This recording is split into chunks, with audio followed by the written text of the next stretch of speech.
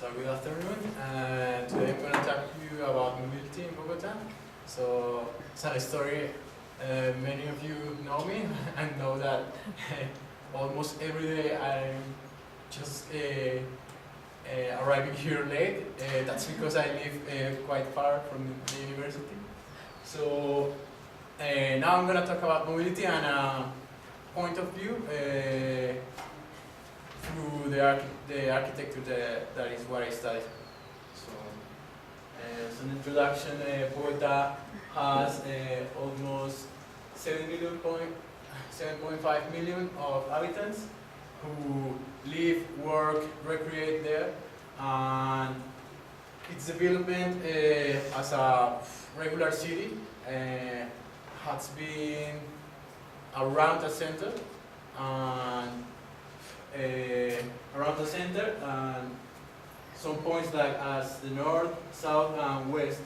And this is particularly because of the eastern hills and the Bogota River that we have, like you see, like that long shape of the city.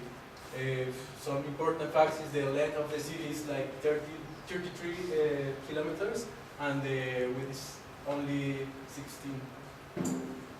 So the situation is most of people live in these peripheral areas, but they work in the center of the city. So that's why we got the problem.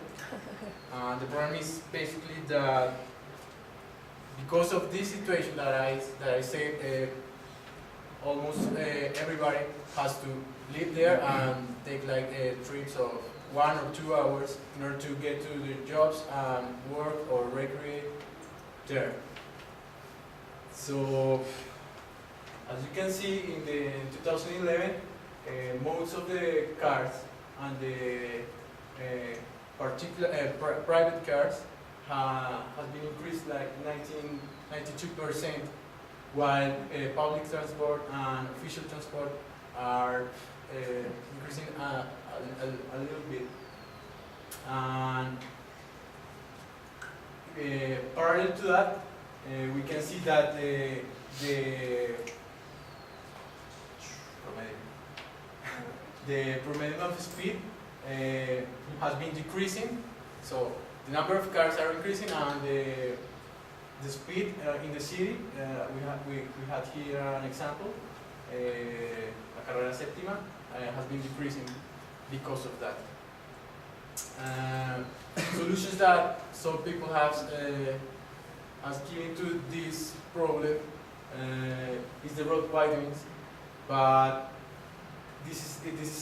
I might think this is not a good solution because it's a solution that short-term solution that gives long-term problems.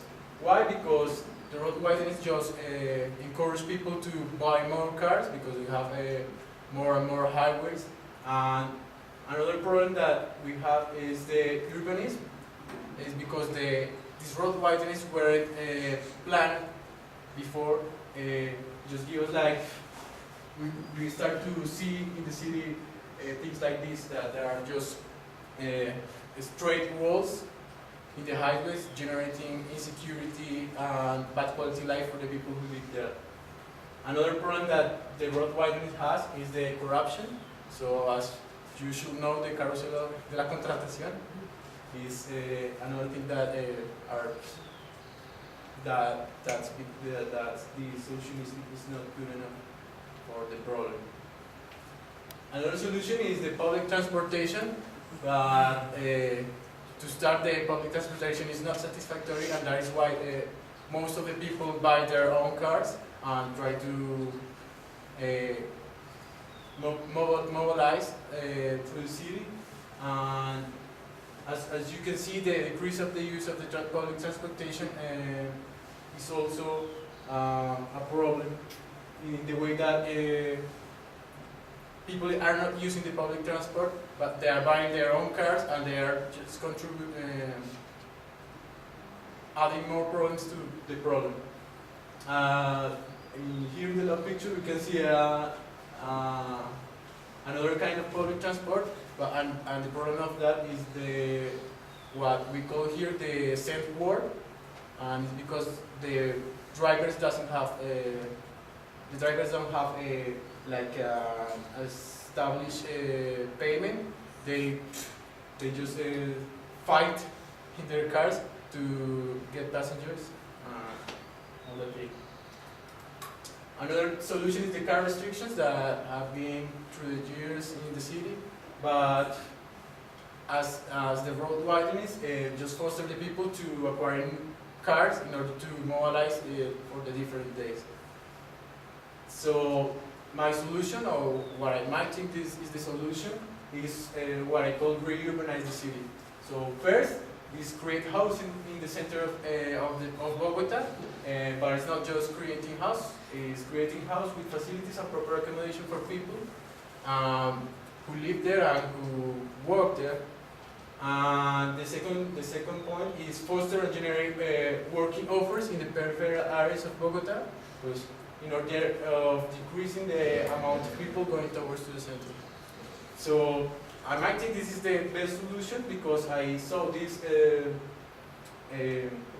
planning of Melbourne. It was made by a famous urbanist who is Jan Gehl. And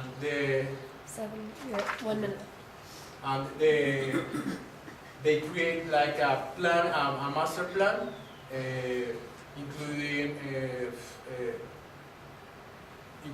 pedestrian networks around the city, housing services as hospitals, supermarkets, shops. They also had like a policy of convert Melbourne in a 24-hour city, and that kind of thing that would like assure that the people will like to live in the center of Melbourne. So, as a conclusion, I think that helping the city in any matters requires our participation and common sense in order to find the best solution for us and also for others. It is evident that if we live close to our jobs, we just don't need to take a bus or buy a car. And it's pretty simple. It's just change our style of our lifestyle. Thank you.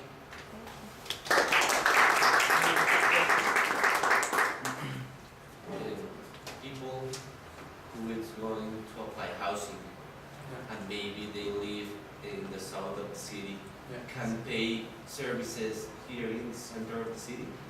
That's why we have to do like an integral master plan. We just not are going to do like a strato 6 housing here.